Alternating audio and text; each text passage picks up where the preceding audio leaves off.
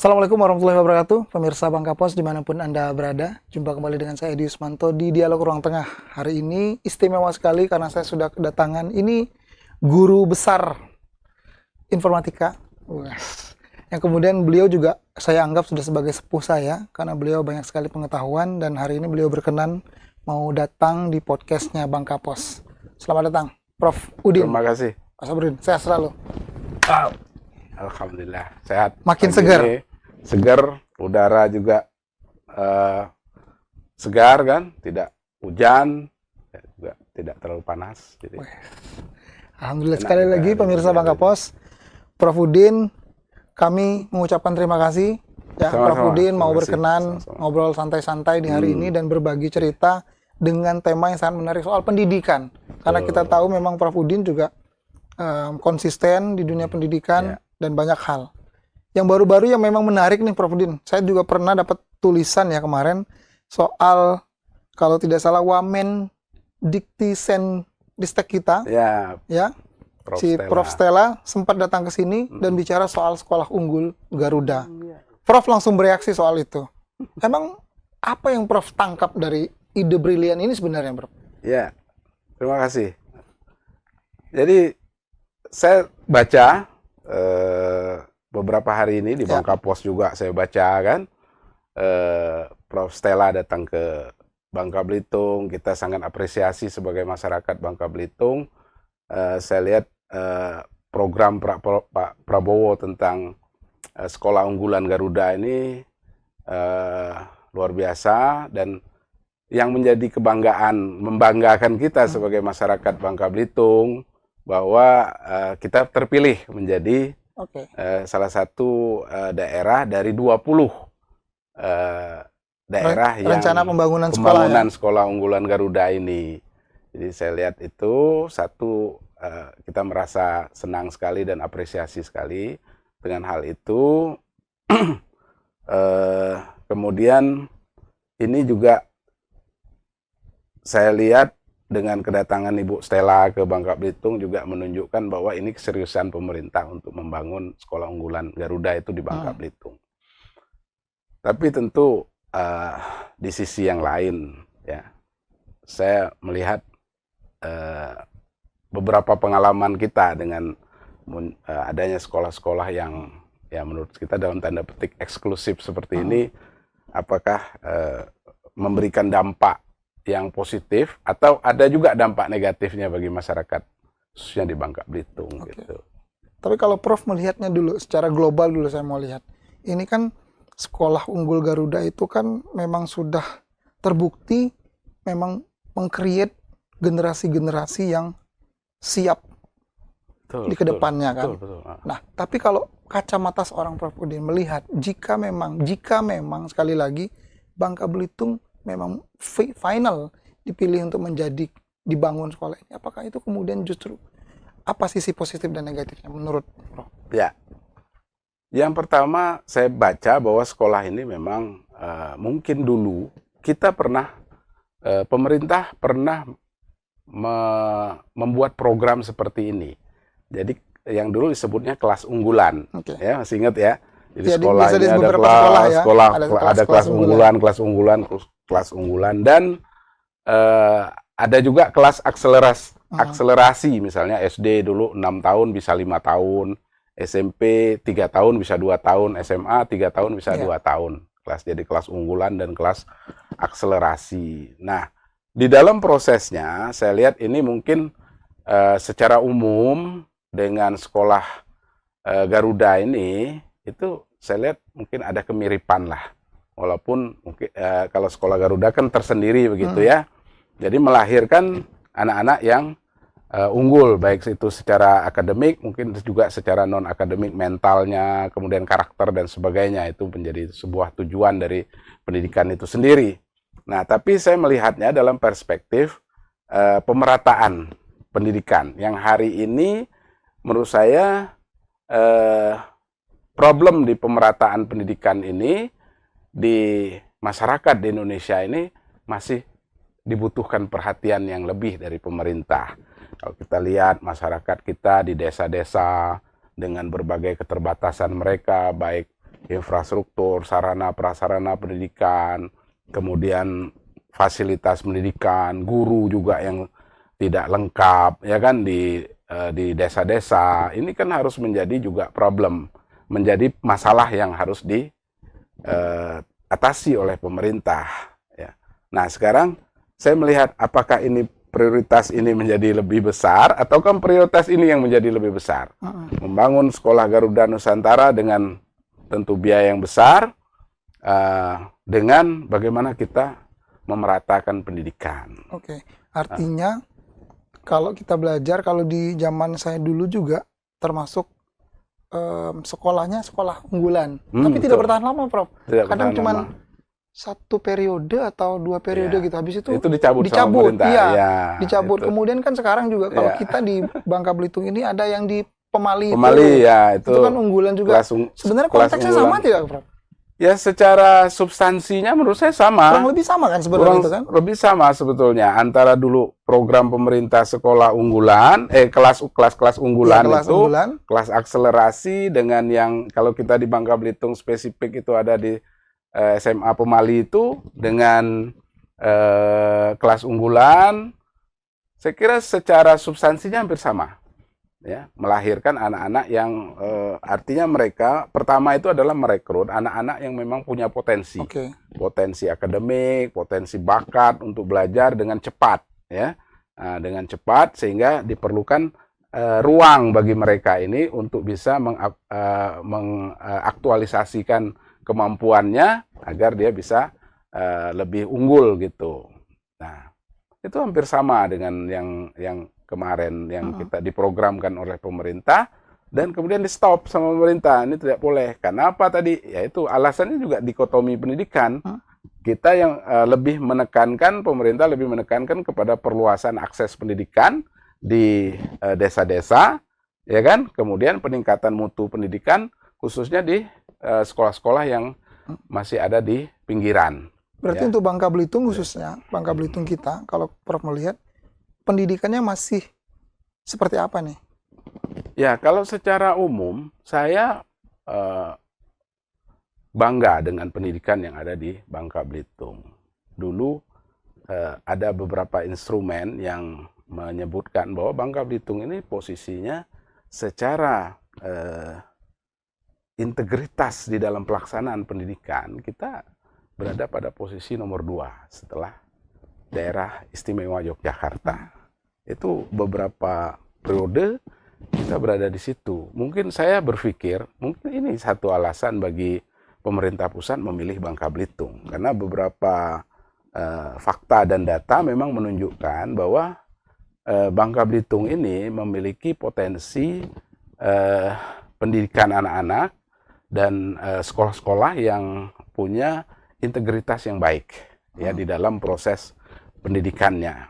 Nah, jadi saya tidak mengatakan bahwa ini sekolah unggul Garuda ini tidak, itu kita dorong tetap. Tapi saya ingin pemerintah juga, pemerintah pusat dan pemerintah daerah juga memperhatikan ini persoalan-persoalan pendidikan yang masih banyak terutama di desa-desa ya. Nah, yang itu perlu perhatian pemerintah. Gitu. Kalau di Bangka Belitung, apa catatan Prof Udin soal dunia pendidikan yang mestinya jadi perhatian dan diperbaiki? Ya, jadi itu mungkin di bagian terakhir ya. Jadi gini, saya punya pemikiran sebetulnya begini ya, kita ngobrol santai aja. Jadi dulu saya waktu ada teman saya, orang dari luar lah, di Malaysia, dia bilang, Prof, saya ini dulu sekolah di boarding school. Dari SD, SMP, SMA, dia bilang. Terus boarding school semua? Boarding school semua. Apa yang ada di pikiran saya pada waktu itu? Wah, hebat nih kuliah sekolah di boarding school. Ya, ternyata akhir-akhir saya tahu ternyata boarding school yang ada di mereka itu adalah sekolah-sekolah untuk menghimpun anak-anak yang kurang mampu. Jadi teman saya itu, boarding school yang dimaksudkan itu adalah untuk sekolah anak-anak yang kurang mampu.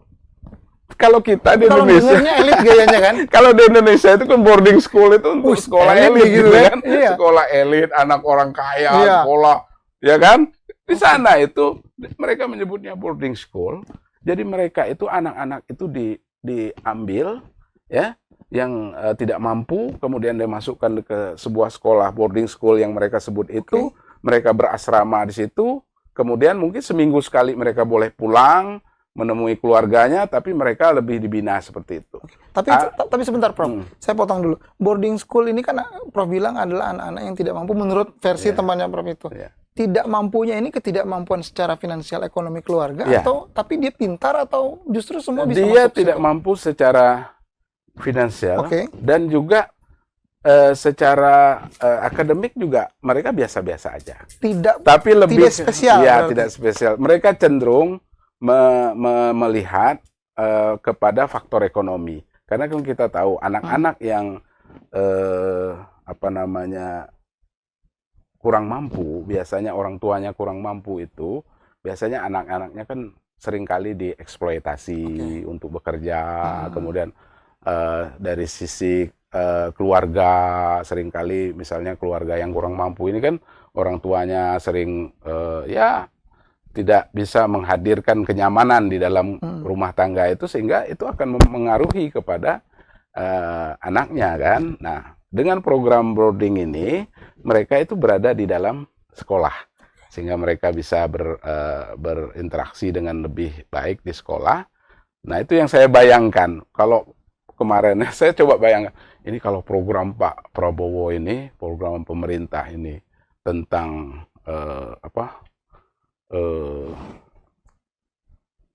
penanganan stunting, tentang makan siang bagi anak-anak kita, makan siang yang apa namanya bergizi. Nah, ini saya bayangkan begini, di sekolah kalau ada sekolah ini kan kita ada, misalnya di sekolah itu ada 30% lah anak-anak yang kurang mampu. Kalau 30% atau 20% ini kita adakan asrama di sekolah itu, ya kita bangun asrama, kemudian mereka bisa tinggal di situ. Kemudian nanti makanan bergizinya dispesifikkan buat mereka, ya kan? Nah, saya kira ini sebuah program yang bagus. Nah, di samping kita mengangkat mereka untuk bisa baik dari sisi akademiknya, karena anak-anak yang kurang mampu ini kan luar biasa sebetulnya. Seperti di SMA Pemali itu ya. Saya lihat itu kan mereka merekrut anak-anak yang cerdas dan kurang mampu di situ. Nah, ini saya lihat nih, apakah sekolah unggulan Garuda ini akan merekrut anak-anak yang kurang mampu, ya? Nah, kalau kurang mampu dan cerdas, itu mungkin agak sedikit ya, ya kan? Tapi kurang mampu dan ya kecerdasannya biasa, tapi punya potensi untuk menjadi cerdas, saya kira itu menjadi lebih baik. Ya, jadi itu terakhir saran saya. Saya berharap dengan adanya sekolah unggulan Garuda ini di Bangka Belitung khususnya, saya harap programnya adalah bagaimana menghadirkan atau merekrutlah anak-anak Bangka Belitung yang kurang mampu tapi memiliki potensi kecerdasan yang baik, sehingga suatu saat keluarga mereka akan terangkat kehidupan ekonominya dengan anak-anak yang bisa sekolah dengan baik. Mereka bisa tamat SMA dengan baik, kemudian masuk ke perguruan tinggi dengan perguruan tinggi yang baik, sehingga mereka bisa juga bekerja nantinya dan akan mengangkat derajat ekonomi keluarganya. Saya harapkan begitu sekolah unggulan Garuda ini tidak menjadi sekolah yang eksklusif, nanti menjadi sekolah yang wow gitu ya. Wow untuk. Oh, justru Prof tidak kurang berpendapat kalau begitu. Ya, saya pengennya sekolah unggulan ini ya seperti tadi, menghadirkan anak-anak yang kurang mampu, direkrut untuk menjadi siswa di sekolah itu. Dan harus yang kurang mampu, Prof? Saya kira itu harus jadi prioritas. Harus jadi prioritas pertama. Kurang mampu. Kurang mampu. Nah, kemudian kalau yang kurang mampu dan punya potensi untuk menjadi cerdas ini porsinya menurut saya harus cukup besar di dalam kuota penerimaan siswa itu nantinya kalau ada di Bangka Belitung. Oke, berarti persentasenya yang untuk kurang mampu harus lebih besar dibandingkan yang lain-lain begitu ya. Baik.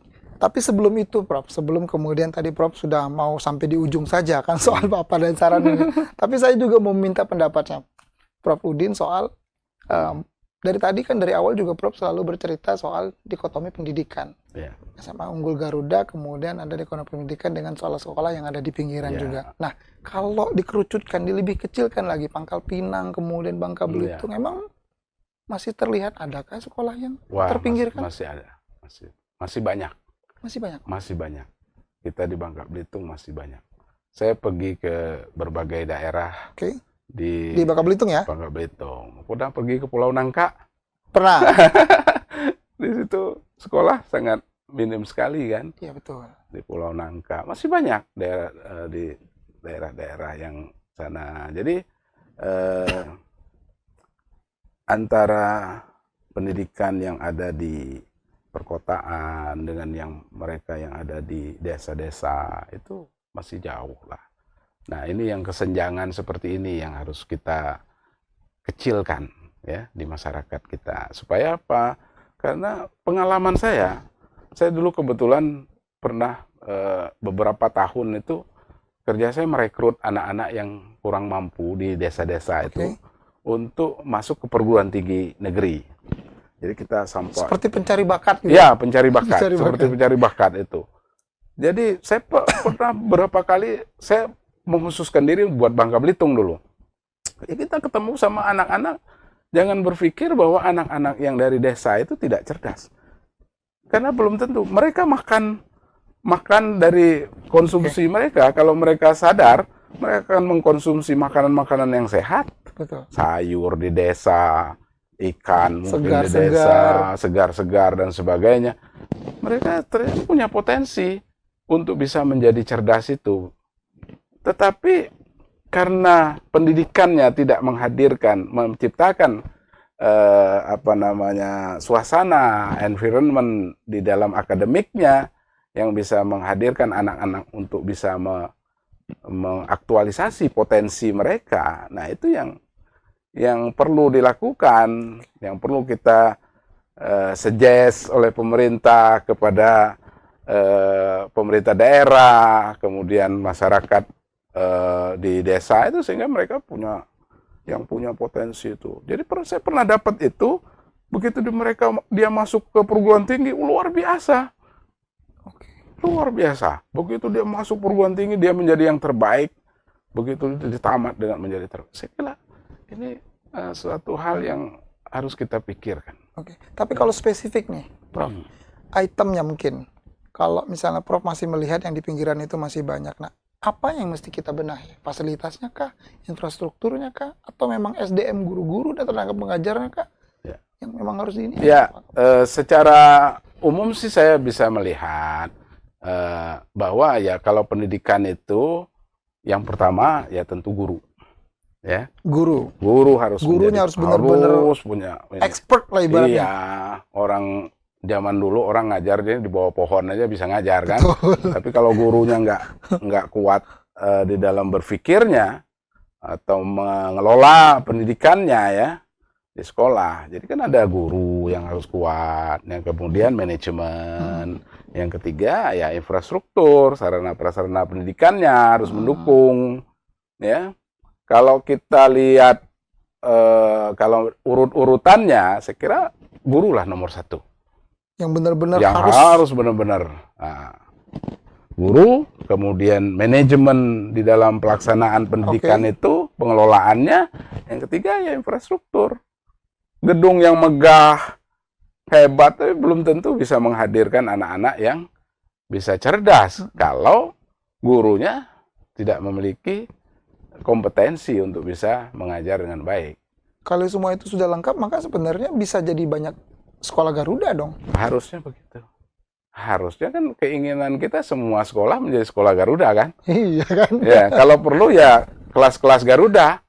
Jadi di setiap sekolah ya tidak hanya ada satu sekolah Garuda, tapi ada kelas-kelas Garuda di Betul. sekolah-sekolah, atau sekolah-sekolah Garuda yang lebih merata di setiap daerah, gitu ya.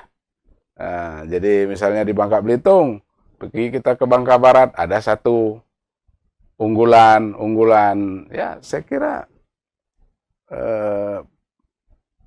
program yang kelas unggulan itu bagus. Program sekolah unggulan Garuda bagus, tapi harus dipikirkan mereka yang memang belum bisa sampai kepada itu, tapi mereka punya potensi sebetulnya. Apa yang Prof sampaikan itu, saya langsung kepikiran bahwa sebenarnya sekolah Garuda yang sebegitu istimewa dianggap banyak orang, sebenarnya apa yang Prof sampaikan tadi bisa membuat banyak sekali sekolah-sekolah Garuda.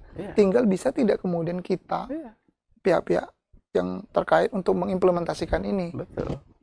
Betul. Ada sekolah Garuda pun kalau gurunya nggak bagus, nggak jadi. Nah, itu yang mau saya tanyakan. Prof, kalau Prof melihat secara keseluruhan saat ini, situasi saat ini, tenaga SDM, tenaga pengajar, kemudian infrastruktur yang masih ada di Bangka Belitung khususnya, bagaimana, Prof? Ya, sudah baik kah? Perlu upgrade. Perlu continuous improvement. Jadi pendidikan itu, manusia itu harus, baik itu guru, baik itu pegawai, perlu continuous improvement. Sekolah lagi, ya, upgrade skill guru, itu harus jadi perhatian. Nggak bisa orang hari ini guru-guru nggak belajar 1 tahun pun mereka tidak di-upgrade, wah udah ketinggalan. Ilmu pengetahuan teknologi terbaru, masa dia harus mengajarkan kepada anak-anaknya ilmu yang 20 tahun yang lalu, yang hari ini tidak masuk lah. Hari ini eranya udah beda lagi kan? Setahun aja kita teknologi sudah berubah, ya. Malah apa yang mungkin dipelajari oleh kita dulu, ya kan, mungkin udah dipatahkan dengan pengetahuan yang saat ini. Kan bahaya kalau seorang guru masih mengajarkan hal itu sementara anak-anak ilmu pengetahuan sudah lebih maju kan. Nah, kita harus selalu berada pada posisi existing sekarang gitu.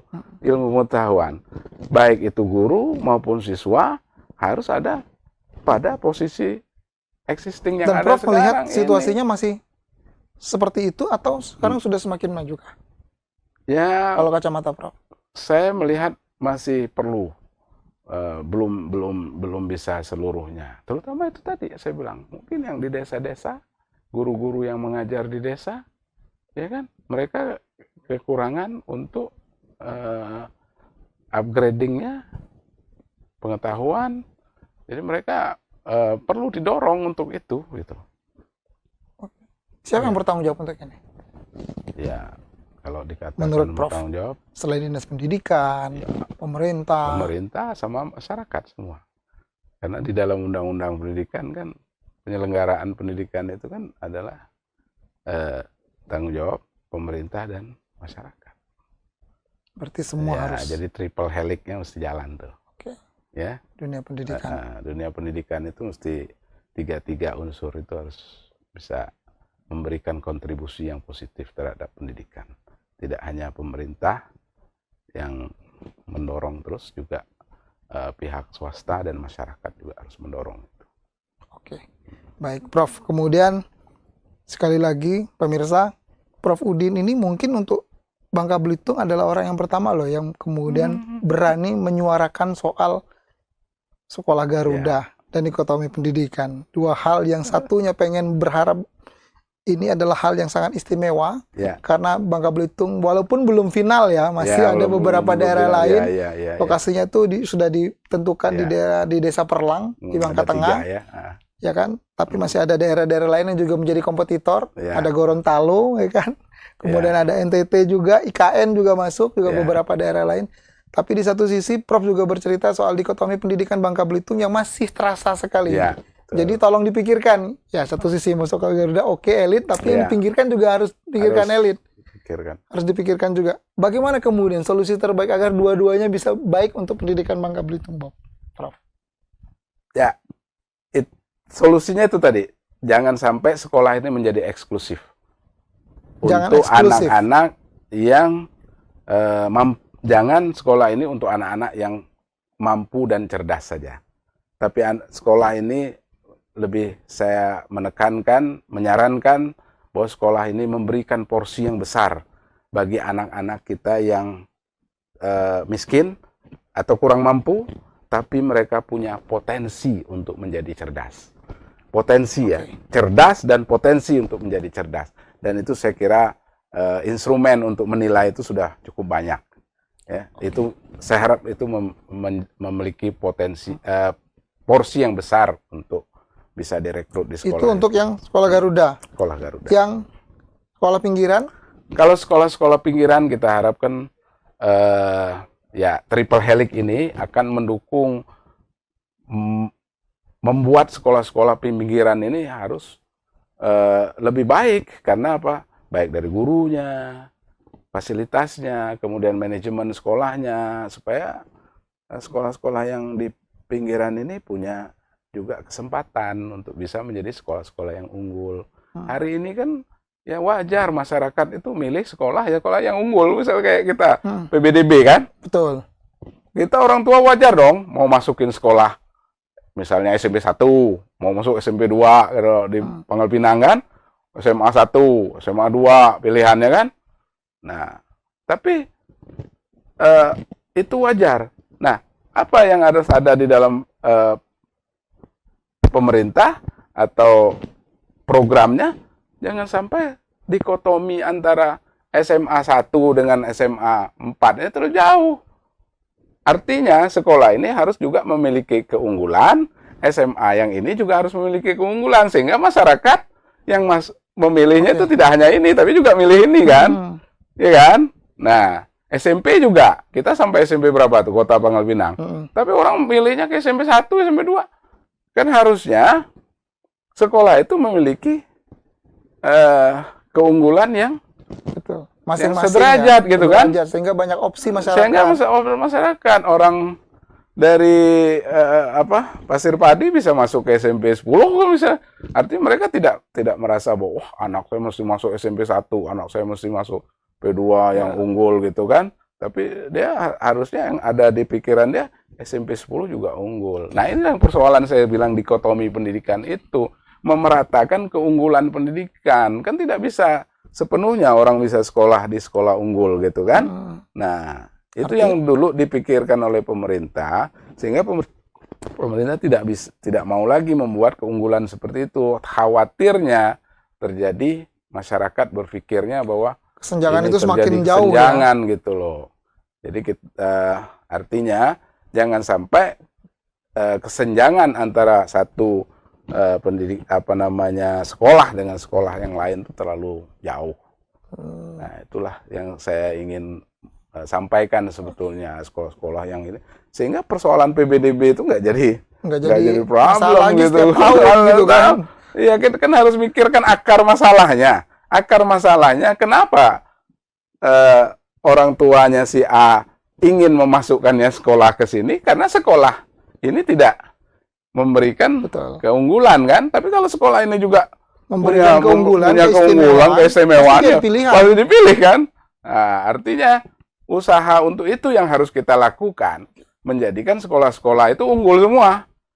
Paling tidak kesenjangan dikotominya tidak terlalu besar. Kalau saran Prof, strategi yang paling baik itu apa Prof? Adakah misalnya SMP 1 yang istimewa, SMP 2 yang istimewa, kemudian SMP lain tuh bisa change tenaga pendidik atau strategi lain dan sebagainya? Apalah strateginya kira-kira Prof? Kalau Kota Pangkal Pinang, change guru itu sangat bagus. Jadi guru, kayaknya itu menarik ya Prof sebenarnya Prof. Guru dari sekolah ini ke sekolah sini, itu dia bisa ngajar ke sekolah sini. Kalau misalnya dibuat model itu, saya katakan lahirnya kan ke manajemen. Ya kan? Atau ya udah kita pindahin gurunya ke sini, supaya dia sekolah ini bisa unggul gitu kan. Betul. Ya nggak? Oke, kalau gurunya jadi ilmu dia yang di sini bisa diterapkan di sini kan. Ini perlu diunggulkan, ya guru dari sekolah unggul kita pindahkan. Kepala sekolah yang sekolah unggul yang bisa memanage sekolahnya dengan baik kita pindahkan ke sini. Nah, benar. Supaya sekolah ini menjadi unggul. Ya. Fasilitas sarana prasarana kita tingkatkan di sini. Ya kan? Oke, misalnya sekolah SMP X ini yang tidak kurang unggul gitu kan, yang ada yang unggul ya kita geser ke sini. Kita beri fasilitas ini, oke. Guru-guru dan ini manajemennya kita sekian tahun ini udah unggul, nanti pindah lagi. Kita atur sehingga apa? Antara sekolah yang 1 dengan sampai 10 ini, misalnya sampai 12 sekolah SMP atau SMA ini, dia memiliki keunggulan yang tidak terlalu jauh di ininya, kesenjangan keunggulannya, sehingga orang memilih sekolah SMA 10 juga bagus, sekolah SMP sekian juga bagus.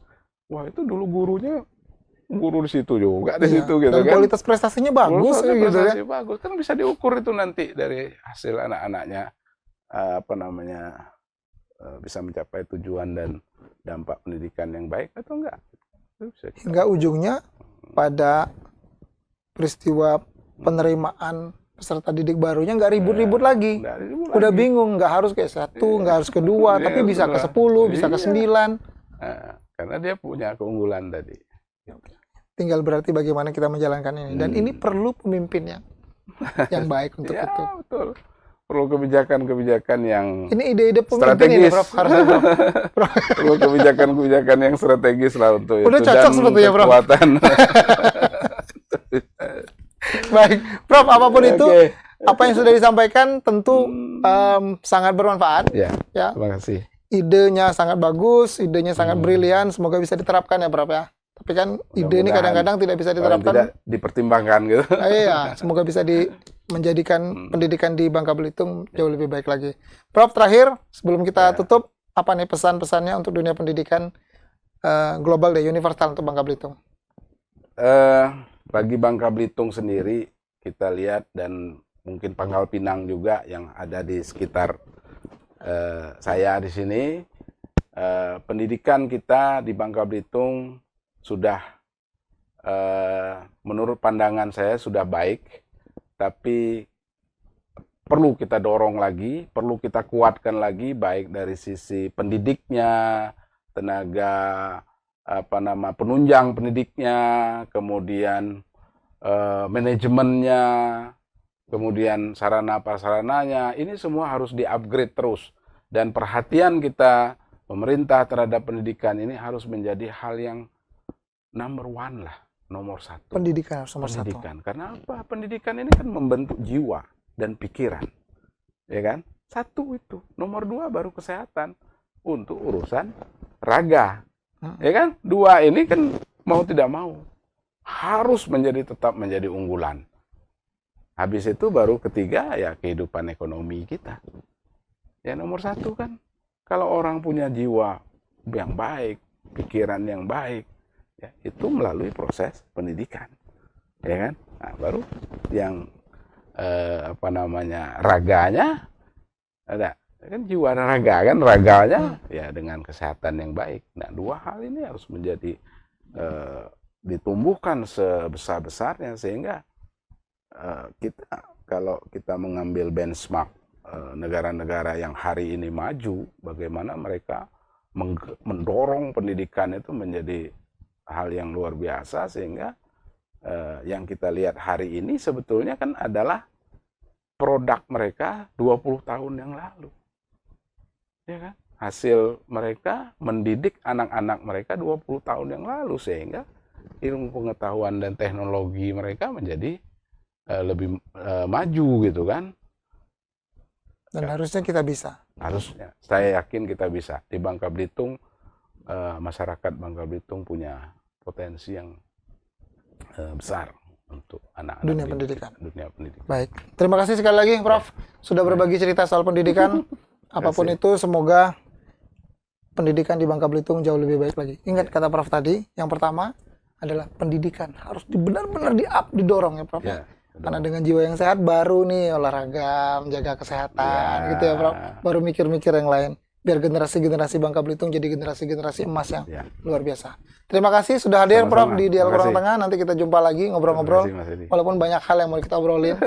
Tapi tadi sudah ada batasannya. Sekali lagi saya pamit undur diri. Saya Edi. Kita jumpa di Dialog Ruang Tengah berikutnya. Wassalamualaikum warahmatullahi wabarakatuh.